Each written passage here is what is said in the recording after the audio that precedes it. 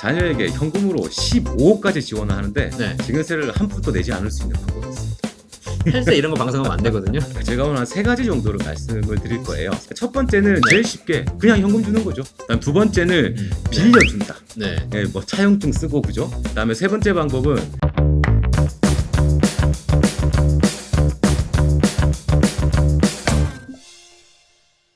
안녕하세요. 연금박사 이용주입니다. 오늘 차창환 대표님의 행복한 미래 칼럼 진행하도록 하겠습니다. 그동안도 여러분 많이 보셨을 텐데 우리 차 대표님 미래 칼럼이 조회수가 많이 나와요. 아 그런가요? 그만큼 알짜 정보를 많이 주시고 계신 것 같아요. 아이고. 예, 자, 감사합니다. 오늘은 어떤 얘기 갖고 나오셨습니까? 증여에 또 관심이 계신 분도 많을 텐데 네. 자녀에게 현금으로 15억까지 지원을 하는데 네. 증여세를 한 푼도 내지 않을 수 있는 방법이 있습니다. 5천만 원 아니에요? 5천만 원? 아 그건 이제 그냥 단순히 현금으로 바로 줬을 때 얘기하는 네. 거고. 15억을 증여했는데 현금 증여세가 한 푼도 없이 낼 수 네. 있다고요? 네. 탈세 아니야? 탈세. 오늘 저 방송에서 저희가 탈세 이런 거 방송하면 안 되거든요. 아 탈세 아닙니다. 아, 탈세 아닌데 아, 탈세 아니고 할수 자녀에게 있습니다. 자녀가 집 사거나 뭐 네. 결혼하고 이런데 15억까지 증여세 없이 지원할 수 있다. 네. 물론 뭐 비용이 하나도 들지 않는 건 아니지만 네. 일단 증여세는 없습니다. 아 그래요? 네. 뭔가 한번 알아보도록 하겠습니다. 오늘 네. 어떤 내용인지 한번 알려주시죠. 네. 되게 귀가 솔깃하는데 네. 여러분 채널 고정하시고 꼭 들어보시기 바라겠습니다. 네. 자녀에게 오늘 얘기할 거는 세금 부담을 적게 하면서 네. 좀 더 어떤 현금을 지원할 수 있는 방안을 찾아보려고 하는 건데요. 모든 부모들의 고민이죠. 대표님도 한번 상담하시다 보면은 한 네. 50대 이상, 한 60대 이런 부모님들이 자녀한테 네. 뭘 좀 주고 싶은데 네. 이래저래 뭐가 세금이 걸리고 이래서 못 하시는 분들 꽤 많지 않나요? 그렇죠. 뭐 5천만 원까지만 네. 하시고 별로 제한이 없습니다. 이런 얘기를 주로 했는데. 네. 그러니까 쉽사리 결정을 못 하는 경우가 많은데 오늘 네. 얘기 한번 들어보시면은 네. 아마 참고로 활용하실 수 있는 분도 계시지 않을까 네, 어. 그런 생각을 합니다. 자 일단은 네. 부모가 자녀에게 어떤 현금을 준다 이러면은 제가 오늘 한 3가지 정도를 말씀을 드릴 거예요. 세 가지나 있어요. 네, 3가지. 네. 첫 번째는 네. 제일 쉽게 그냥 현금 주는 거죠. 그다음 두 번째는 이건 아마 많이 아실 거예요. 빌려준다. 네. 예, 뭐 차용증 쓰고 그죠? 빌려서 이렇게 뭐 갚는 형식으로 해가지고 주시는 부분들이 많은 있습니다. 정치인들이 쓰고 있죠. 네. 근데 이자 내면 되는 거니까. 네. 네. 그렇게 되는 부분이 두 번째고요. 네. 그다음에 세 번째 방법은 부모님의 부동산이 있다면 네. 부모님의 부동산을 담보로 자녀가 대출을 하는 겁니다. 그래요? 하나하나 한번 말씀을 드려보면은 네. 일단은 제일 쉬운 첫 번째 방법부터 말씀을 한번 드려볼게요. 네. 자, 첫 번째 방법은 그냥 현금 주는 거잖아요. 그죠? 예, 제일 쉬운 방법이에요. 네. 근데 뭐 현금. 5천만 원까지밖에 안 되잖아요. 그쵸. 네. 5천만 원이 넘어가면은 이제 증여세가 나오는 거죠. 그렇죠. 뭐 뒤를 네. 줄 수는 있겠지만 뒤를 네. 줘도 어차피 다 걸리는 거죠. 그렇죠. 네. 10년 동안 5천만 원인 5천만 거잖아요. 원까지 징역공제 한도가 이게 있죠. 최근에 이제 정권이 바뀌면서 사실 뭐 1억으로 늘린다 한도로 이런 얘기가 지금 이제 네, 있기는 나오고 해요. 있습니다. 네. 네, 있기는 한데 아직 뭐 확정된 건 아니니까 네. 일단 그런데 일단은 한번 생각해 보죠. 5천만 원 넘어가면 세금이 있잖아요. 네. 자 계산하기 쉽게 세금이 얼마나 되느냐? 그러니까 네. 대충 퉁 때려 보면 예를 들어 부모가 자식한테 10억 5천을 증여를 한다. 네. 이랬을 때, 자, 5천만 원은 공제금액이 빠지고 10억이 빠지고. 이제 과표가 되는 거죠. 네, 그렇죠. 네, 증여세 과표가 되고, 이걸 뭐 세금을 계산을 해 보시면, 네. 세금이 대충 이제 신고세액 공제 3%를 제외하고 한 2억 3천만 원 넘게 나옵니다. 2억 한 20% 네. 나오네요. 2억 3천만 원 넘게 네. 나오니까 네. 실제로 10억 5천을 증여하고 한 8억 남짓 정도 받을 수 있는 거죠. 그렇죠. 그거 실제로는. 받아가지고 세금 내야 되니까 네. 남는 건 자식 입장에서는 8억밖에 안 그쵸. 남는 상황이 네, 효율이 되게 떨어지죠. 네. 거기에다가 보면 10억 5천이 아니고 뭐 15억, 20억 이렇게 증여를 하면 세금이 더 많아집니다. 이제 네. 고율 그 위에 누진과세가 그렇죠. 되니까. 그러니까 답이 없으니까 지금 차 대표님이 네. 또 새로운 방법을 알려주신다는 거잖아. 맞습니다. 그러니까 그러면 진짜 좋은 방법 두 번째 네. 뭐예요? 자, 두 번째 같은 경우에는 아까 네. 빌려준다는 말씀드렸잖아요. 빌려주는 거. 빌려주는 방법 많이 쓰고 계세요. 실제로. 네, 좀 네. 아시는 분들, 아마 이 영상 보시는 분들도 아마 뭐 해보셨거나 아니면 주위에서 들어보셨거나 이런 네. 분들 많으실 거예요. 자녀가 결혼을 하고 이제 집을 사고 이럴 때 현금으로 좀 증여세 많으니까 빌려주고 네가 갚아라 뭐 이런 식으로 할 거예요. 뭐 그렇죠? 차용증 쓰고 이자도 줘야 되잖아요. 맞습니다. 네. 차용증 쓰고 이자를 줘야 되는데 네. 자 여기에서도 증여세 및 상속세법 시행령이 있는데 네. 거기에서 이자 부분에 대해서요. 네. 이자가 1,000만 원 이하라면 과세하지 않는다는 조항이 있어요.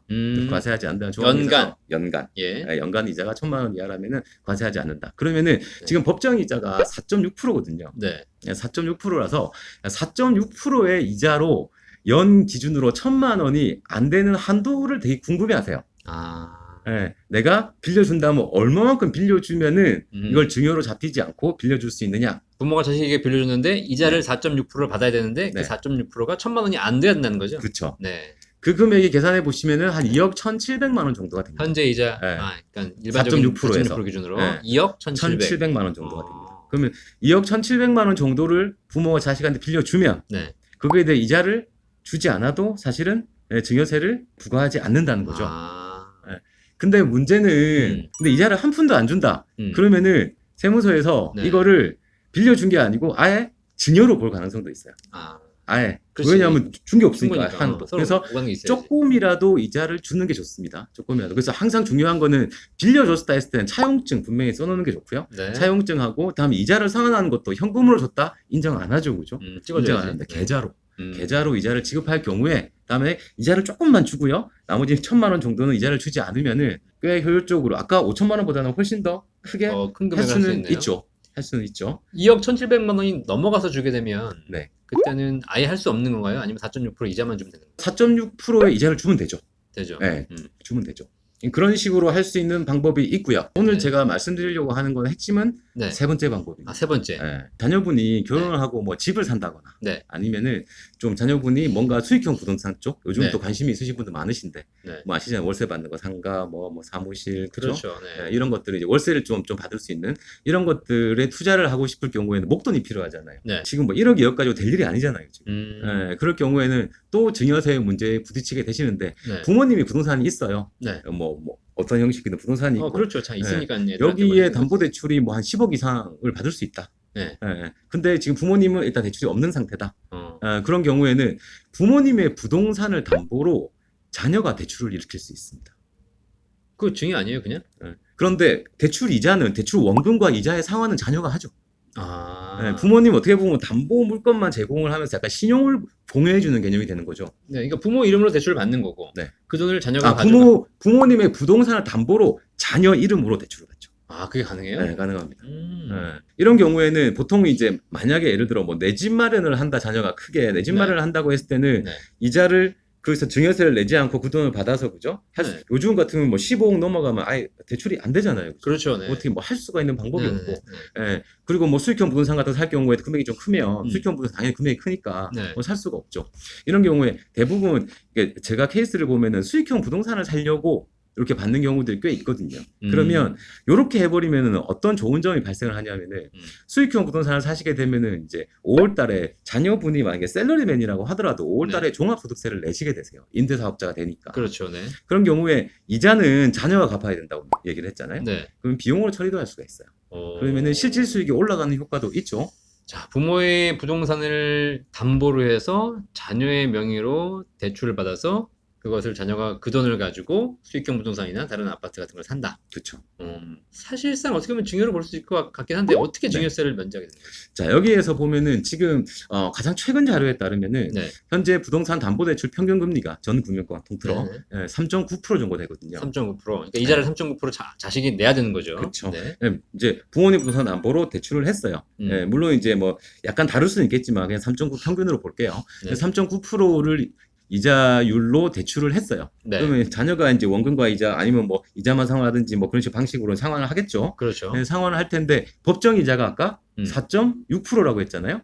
4.6% 빌려올 때는. 네, 빌려올 때는. 근데 4.6%가 아니라면은 그 차액만큼은 부모가 증여를 해준 걸로 봐요.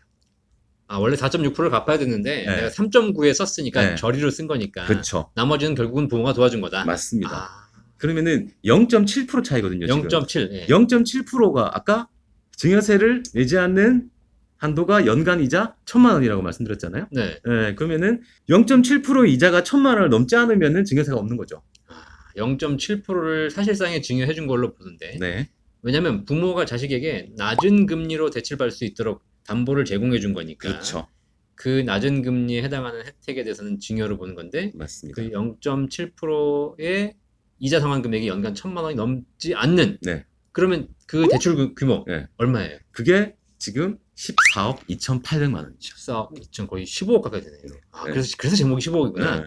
14억 2,800만 원이고 여기서 비과세 증여한도 5천만 원을 더하면 14억 7,800이 되니까 거의 한 15억 가까이 되는 거죠. 그 14억 가까운 금액을 부모가 자기 부동산 담보를 해서 자녀에게 대출을 받을 수 있도록 도와줘도 네. 실제로는 사실 증여세와는 거의 무관한 상황이 발생한다. 맞습니다. 대신에 이제 이자 상환은 자식이 해야 되는 거고요. 아, 그렇죠. 아니, 감사 3.9%로 상환해서 내가 살 수 있으면 대출이 안 나오거나 돈이 없으니까 문제지. 그 그렇죠. 정도만 할 수 있다면 땡큐지. 그래서 내 집 마련을 하시거나 네. 아니면 수익형 부동산 투자를 하실 때 네. 굉장히 유용하게 쓰실 수 있는 방법이 되신다. 이거는 사실 부모님이 14억 대출을 해줄 수 있는 부동산 갖고 계신 자녀들에게는 도움이 될 텐데 그렇죠.